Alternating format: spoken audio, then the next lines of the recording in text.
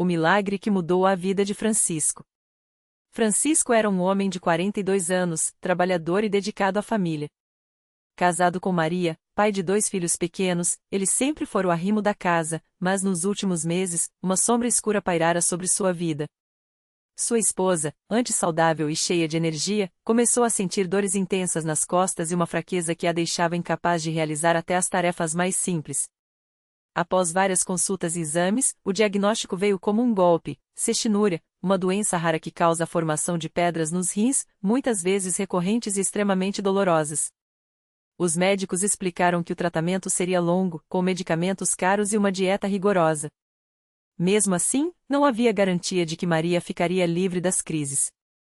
Francisco, que já lutava para pagar as contas com seu salário de operário, viu-se afundando em dívidas. As noites eram de choro, enquanto via a mulher que amava sofrer, sem saber como ajudá-la.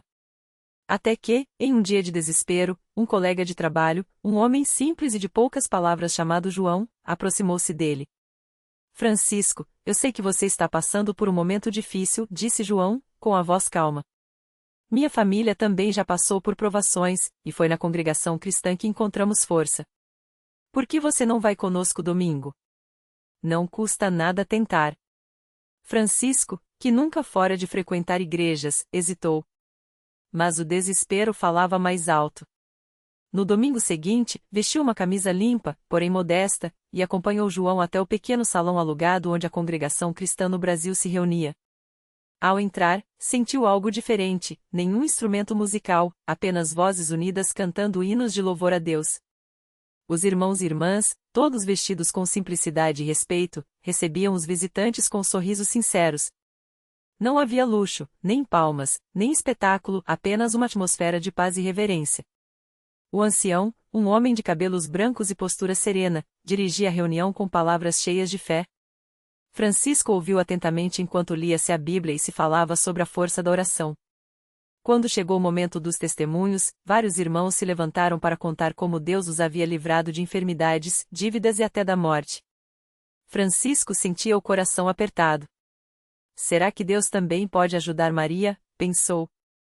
Ao final do culto, o ancião convidou aqueles que tinham algum pedido especial a se aproximarem para oração. Francisco, com as mãos trêmulas, levantou-se. Não sabia o que dizer, mas as palavras saíram do fundo da alma. Irmãos, minha esposa está muito doente. Os médicos dizem que é uma doença difícil. Eu não sei mais o que fazer. Os irmãos o cercaram, colocando as mãos sobre seus ombros. O ancião orou com uma fé que Francisco nunca havia visto.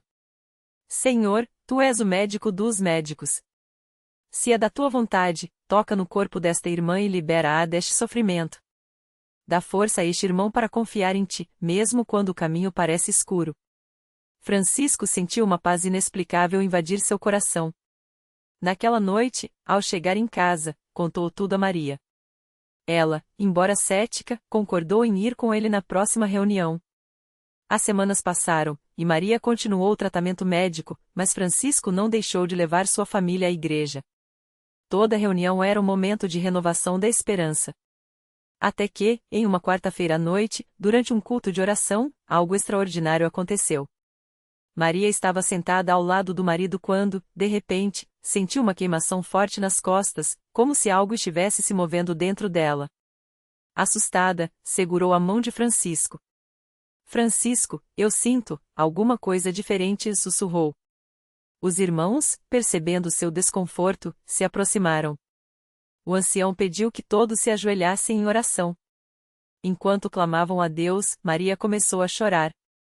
Eu sinto, como se estivesse saindo. Disse ela, entre lágrimas. De repente, uma dor aguda a atravessou, mas em seguida, veio um alívio tão grande que ela quase não acreditou. Quando se levantou, não havia mais dor. Não havia mais peso. Não havia mais medo. No dia seguinte, Maria foi ao médico para um exame de rotina. O médico, surpreso, olhou para os resultados e balançou a cabeça. Não há mais sinais de pedras. Os rins estão limpos. É como se a doença simplesmente tivesse desaparecido. Francisco não conseguiu conter as lágrimas. Deus havia ouvido suas orações. O milagre não parou por aí. Com o tempo, Francisco e Maria se batizaram nas águas, selando sua entrega a Cristo. Toda a família passou a participar ativamente da igreja, servindo aos irmãos com o mesmo amor que receberam. Francisco, que antes vivia angustiado, aprendeu que a fé não tira as provações, mas dá força para enfrentá-las. Hoje, sempre que dá seu testemunho na congregação cristã, ele repete a mesma frase: Deus não mudou. Ele ainda faz milagres.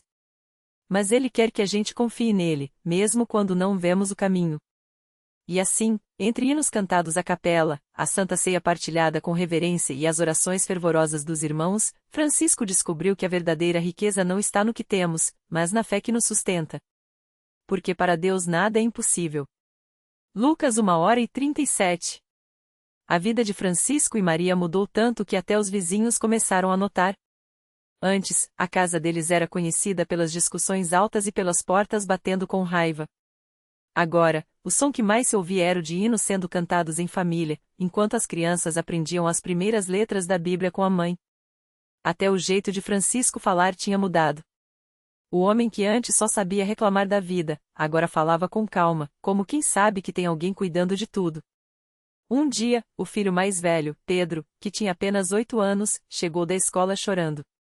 Um colega tinha dito que Deus não existia, que era só um conto para fraco. Francisco, em vez de ficar bravo, sentou o menino no colo e contou tudo o que tinha vivido. Mostrou a cicatriz no braço, onde a faca tinha entrado naquela noite terrível, e disse: Filho, eu já pensei como esse menino. Mas olha só, Deus não só me salvou da morte, como me deu uma família, um trabalho honesto e paz no coração. Isso não é conto, não. Isso é real.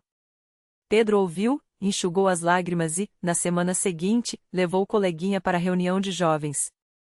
A mãe do garoto, que também passava por dificuldades, acabou indo à igreja e, meses depois, estava lá, de joelhos, pedindo perdão a Deus. Mas o maior milagre ainda estava por vir. Anos se passaram, e Francisco, que antes mal conseguia ler, agora estudava a palavra de Deus com um zelo que surpreendia até os irmãos mais antigos. Ele e Maria começaram a visitar hospitais, levando consolo aos doentes. Num desses dias, conheceram um casal cuja filha, de apenas 5 anos, lutava contra uma doença grave. Os médicos já tinham dito que não havia mais esperança. Francisco e Maria oraram com aquela família, não com palavras bonitas, mas com lágrimas e fé sincera. Uma semana depois, os exames mostraram que a menina estava curada. Os médicos não tinham explicação. A família, que nunca tinha pisado numa igreja, agora estava ali, todos os domingos, agradecendo a Deus pelo milagre. Quando perguntavam a Francisco como ele tinha tanta certeza de que Deus ouviria, ele respondia com um sorriso: Eu já vi Deus agir na minha vida. Se ele fez por mim, que não merecia nada, imagine o que não pode fazer por quem confia nele. E assim, o homem que um dia entrou na congregação cristã arrasado, sem esperança, agora era um instrumento nas mãos de Deus. Não era pastor, não era evangelista, era só um servo fiel, que aprenderá uma coisa: quando a gente entrega tudo nas mãos de Deus, Ele faz muito mais do que a gente pede ou imagina. Hoje, quando Francisco olha para trás, não vê só as lutas, mas as mãos de Deus sustentando ele e sua família em cada passo. E quando alguém pergunta como ele consegue ser tão grato, mesmo depois de tudo que passou, ele aponta para o céu e diz: A gratidão não é por causa do que eu tenho, mas por causa dele. Porque se Deus é por nós, quem será contra nós? E a história de Francisco, que começou com uma noite de desespero, agora é contada como um testemunho vivo de que, na congregação cristã, não se prega só a fé. Ali, se vive. Ali, os milagres não são só do passado. Eles acontecem todos os dias, na vida de quem crê. E foi assim que a vida de Francisco se tornou um farol para muitos que chegavam à igreja com o coração partido.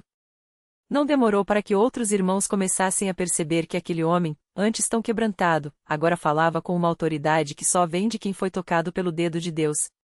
Certa tarde, depois de um culto, um jovem chamado Mateus, que havia chegado à congregação há pouco tempo, se aproximou de Francisco com os olhos cheios d'água. Ele carregava uma dor que poucos conheciam: a dependência das drogas já havia destruído sua família, sua saúde e quase sua vida. Com voz trêmula, ele confessou: Irmão, eu não aguento mais. Já tentei parar sozinho, já prometi para minha mãe, já chorei, já me humilhei, mas quando a vontade aperta, eu caio de novo. Não sei se Deus ainda tem paciência comigo. Francisco não deu sermão. Não falou de teorias. Ele apenas colocou a mão no ombro do rapaz e disse: Eu também achei que não tinha mais jeito. Mas Deus não desiste da gente, meu irmão. Ele só espera a gente parar de lutar sozinho e deixar ele entrar. Naquela mesma semana, Francisco levou Mateus para orar no altar. Não foi uma oração bonita, cheia de palavras difíceis. Foi um clamor de quem já esteve no fundo do poço e sabe que só uma mão poderosa pode tirar a gente de lá. Os irmãos se uniram, as lágrimas caíram, e algo mudou na vida daquele jovem. Dias depois, Mateus voltou ao templo. Desta vez, não era o mesmo homem. O vazio nos olhos havia sido substituído por uma luz que só quem experimenta a libertação conhece. Ele abraçou Francisco e sussurrou: Irmão, eu não sinto mais aquela vontade. É como se algo dentro de mim tivesse morrido, e algo novo tivesse nascido. E assim, o milagre que Deus havia feito na vida de Francisco começou a se multiplicar. Não por mérito dele, mas porque ele havia aprendido a ser um canal da graça de Deus. Não era mais um homem que só recebia bênçãos, mas um que agora as repartia. Os anos passaram, e a história de Francisco se tornou conhecida não só na sua congregação, mas em muitas outras. Pastores de diferentes cidades o convidavam para dar testemunhos, e ele ia, sempre com a mesma simplicidade, sempre apontando para aquele que havia mudado tudo. Certa vez, uma irmã da igreja, Dona Maria, que havia perdido o marido há pouco tempo, perguntou a ele: Como o senhor consegue sorrir depois de tanto sofrimento? Às vezes eu penso que nunca vou superar essa dor. Francisco segurou as mãos dela e respondeu: Minha irmã, a dor não some da noite para o dia. Mas Deus não tira a dor só para nos dar alívio. Ele a transforma para nos dar propósito. Hoje, quando eu olho para trás, vejo que cada lágrima que chorei foi uma semente. E Deus fez brotar dela uma colheita que eu nem sonhava. E era a verdade. Daquele homem que um dia pensou em acabar com a própria vida, Deus havia feito um pai mais presente, um marido renovado, um irmão que estendia a mão para os caídos. Sua casa, que já foi um lugar de brigas e desespero, agora era um refúgio onde muitos encontravam paz. Até hoje, quando Francisco entra na congregação cristã, ele não vai só para ouvir a palavra. Ele vai para lembrar. Lembrar do dia em que Deus o tirou da vala, do dia em que ele provou que não existe caso perdido para quem crê. E quando os hinos são entoados, e os irmãos se unem em oração, ele fecha os olhos e sente novamente aquele abraço do Pai, aquele toque que mudou tudo. Porque na congregação, Francisco não encontrou só uma religião. Ele encontrou vida. E essa vida, ele agora vive não para si mesmo, mas para aquele que o resgatou. E a história continua. Porque Deus ainda opera. Ainda transforma. Ainda escreve capítulos novos na vida daqueles que, como Francisco, ousam confiar. E foi assim que, alguns anos depois, Francisco se viu diante de um novo desafio. Desta vez, não era uma luta contra as próprias escolhas, mas uma batalha pela vida de alguém que amava. Sua filha mais nova, Sofia, nasceu com uma doença rara que os médicos não conseguiam explicar. Os exames mostravam um quadro grave, e os especialistas, com olhares sérios, falavam em qualidade de vida limitada. As palavras deles eram como facas: prepare-se para o pior. Mas Francisco já tinha aprendido uma lição: quando o homem diz não tem jeito, Deus está apenas começando sua obra. Ele e a esposa, Maria, se ajoelharam no quarto da menina, entre fraldas, remédios e um monitor que apitava sem parar. Lágrimas molhavam o chão enquanto eles clamavam, não com desespero, mas com a mesma fé que um dia tinha tirado Francisco das ruas. Senhor, o Senhor me deu esta criança. Eu não vou entregá-la para a doença. Eu entrego para o Senhor, ele disse, com a voz quebrada, mas firme. Os irmãos da congregação se uniram em jejum e oração. As irmãs visitavam o hospital, levando não só comida, mas palavras de ânimo. Deus é o mesmo que curou o cego, que ressuscitou Lázaro. Ele não mudou, dizia o irmão mais velho da igreja, colocando a mão no ombro de Francisco. E aquelas palavras eram como água em terra seca. Até que, numa manhã, algo aconteceu. Sofia, que mal conseguia respirar sem ajuda, de repente abriu os olhos e sorriu. Os monitores, que antes apitavam sem parar, se acalmaram. Os médicos, incrédulos, repetiram os exames. Os resultados? Normais. Completamente normais. Isso não tem explicação médica, admitiu um deles, coçando a cabeça. Mas Francisco sabia a explicação. Ele já tinha visto aquele milagre antes, primeiro em si mesmo, agora em sua filha. Quando Sofia completou 5 anos, correndo pelo pátio da igreja durante um culto de ação de graças, ninguém seguiu mais os prognósticos dos médicos. Ela não só vivia, como prosperava. E toda vez que Francisco a via brincando, ele lembrava das noites em que chorou pedindo a Deus, das mãos dos irmãos que o sustentaram, das orações que subiram como incenso aos céus. Deus não só me salvou, ele costumava dizer aos novos conversos que chegavam à igreja quebrados como ele um dia esteve. Ele me deu uma família. Uma vida. Um futuro. E tudo isso para provar que, quando a gente confia nele de verdade, não existe o sem saída ao ponto. Hoje, Francisco serve na congregação como diácono, ajudando outros que chegam com o coração partido. Ele sabe bem o que é ser um vasto deserto e se tornar um jardim. E sempre que alguém pergunta como ele consegue ter tanta certeza de que Deus ouve, ele apenas sorri e conta a história de um homem que já foi abandonado por todos, menos por aquele que nunca desiste de ninguém. Porque a história de Francisco não é só dele. É de um Deus que ainda hoje escreve finais felizes para quem o busca. E enquanto houver alguém disposto a ajoelhar e dizer eu creio, os milagres não vão parar. Na mesma igreja onde Francisco encontrou sua redenção, uma jovem chamada Mariana chegava todas as semanas com os olhos inchados de chorar. Ela tinha apenas 22 anos, mas carregava um peso que parecia de décadas, a dor de ter perdido o filho ainda no ventre, depois de meses de sonhos e preparativos. Os médicos disseram que foi uma daquelas coisas que acontecem, mas nenhuma explicação médica conseguia preencher o vazio que ela sentia nos braços. Mariana havia crescido na igreja, mas depois da perda, até as canções de louvor soavam como eco de uma alegria que não era mais dela. Ela vinha aos cultos por obrigação, sentava-se sempre no fundo, e saía antes do final, como se Deus não pudesse vê-la se esconder. Até que um domingo, depois do culto, Francisco a abordou com um sorriso tranquilo. Você é a Mariana, não é? Ele perguntou, e ela assentiu, surpresa por alguém lembrar seu nome. Eu também já achei que Deus tinha me esquecido, continuou ele, sem pressa. Mas ele só estava preparando algo que eu nem sonhava. Mariana queria acreditar, mas a dor era mais forte. Ainda assim, algo na voz daquele homem a fez sentar no banco da frente na semana seguinte, desta vez prestando atenção. Foi quando ouviu o pastor falar sobre Abraão e Sara, que receberam um filho na velhice, quando já não havia esperança. Deus não devolve o que foi tirado, disse o pastor, mas ele preenche o vazio de um jeito que só ele sabe. Naquela noite, Mariana chorou como não chorava havia meses. E pela primeira vez, em vez de reclamar, ela sussurrou: Senhor, se o Senhor quiser, me mostra um sinal. Mesmo que seja pequeno. 3 dias depois, enquanto arrumava a casa, ela encontrou uma caixa esquecida no armário.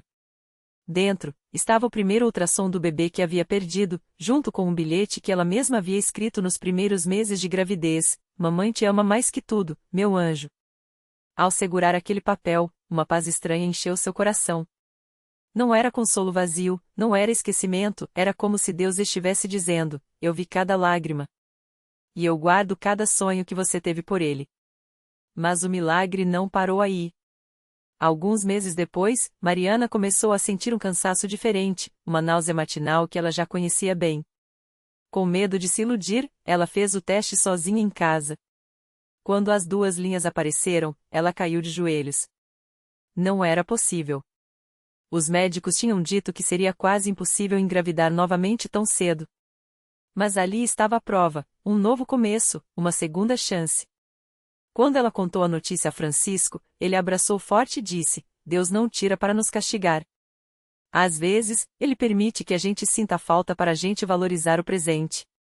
E olha só o que ele te deu agora. O bebê nasceu saudável, no tempo certo, e Mariana batizou-o de Benjamim, filho da minha mão direita, como um símbolo de que Deus havia colocado aquela vida em suas mãos para cuidar. Toda vez que olhava para o rostinho do menino, ela se lembrava da caixa no armário, do bilhete, da voz do pastor, do abraço de Francisco.